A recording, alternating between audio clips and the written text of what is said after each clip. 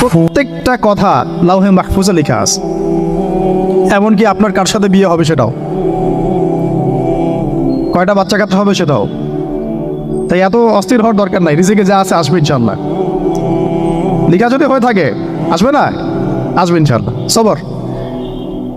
তো এই জন্য মুমিনদেরকে বলা হয়েছে তোমরা কখনো হতাশ হবে না, কারণ তাকদীর লেখা হয়ে গেছে, হতাশ হওয়ার কোনো কারণ নাই।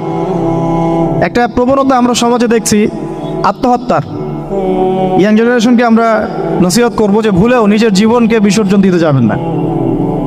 আল্লাহ রাব্বুল আলামিন আপনাদেরকে সৃষ্টি করেছেন তার ইবাদত করার জন্য এবং তার জমিনে তার দিনটাকে প্রতিষ্ঠা করার জন্য।